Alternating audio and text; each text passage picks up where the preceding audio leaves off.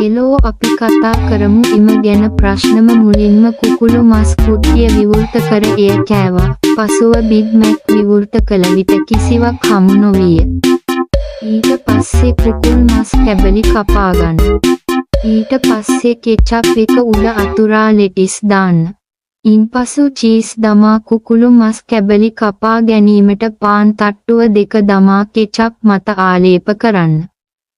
ඊට පස්සේ ලෙටිස් ටික දාලා ඒක තද කරලා බිත්තරය කලවම් කරලා බිත්තරේ ගාලා බීජයට දාන්න. ඊට පස්සේ ඒක පුලුස්සලා කන්න, රස විඳින්න. එක් ප්‍රශ්නයට පිළිතුරු දීමෙන් පසු ඔබට කෙතරම් විශ්වාසයක් ඇත්දැයි තීරණය කරන්න. විශ්වාසයෙන් පිළිතුරු දීමෙන් ඔබට අමතර ලකුණු උපයා ගත හැකිය. නමුත් වැරදි ඔබට හානි කරයි.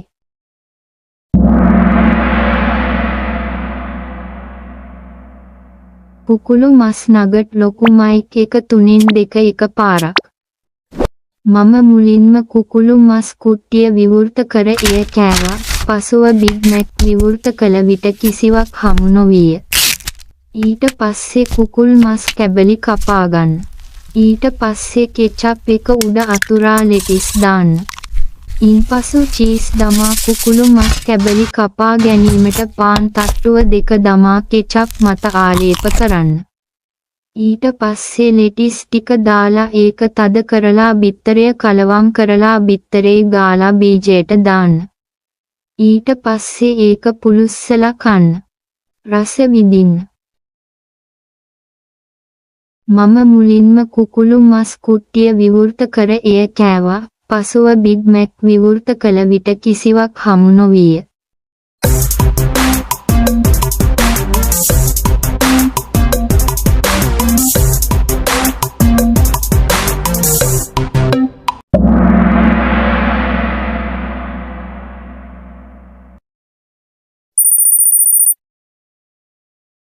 ඊට පස්සේ කුකුල් මස් කැබලි කපාගන්න. ඊට පස්සේ කෙචප් එක උඩ අතුරා ලෙටිස් දාන්න.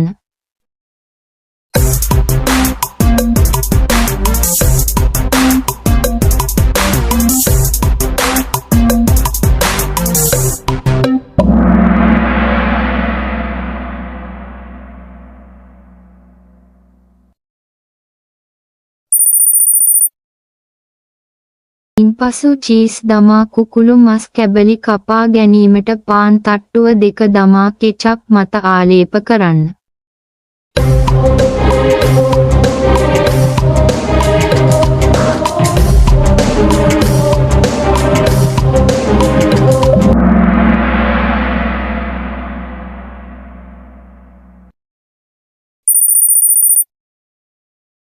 ඊට පස්සේ ලෙටිස් ටික දාලා ඒක තද කරලා බිත්තරය කලවම් කරලා බිත්තරේ ගාලා බීජයට දාන්න.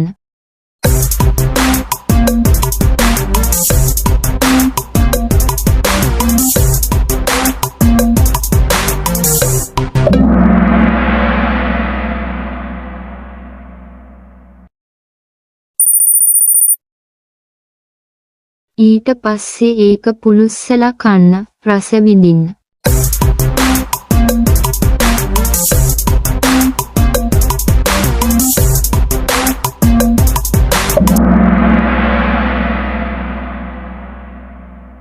රස වින්දා ඒ ගැන ප්‍රශ්න මම මුලින්ම කුකුළු මස් කුට්ටිය විවෘත කර එය කෑවා. පසුව බිග් මැක් විවෘත කළ විට කිසිවක් හමු නොවිය.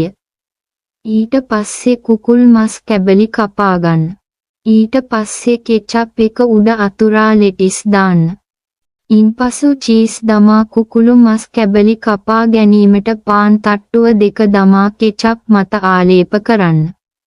ඊට පස්සේ ලෙටිස් ටික දාලා ඒක තද කරලා බිත්තරය කලවම් කරලා බිත්තරේ ගාලා බීජයට දාන්න.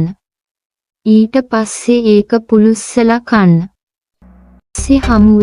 පස්සේ හමු වෙමු.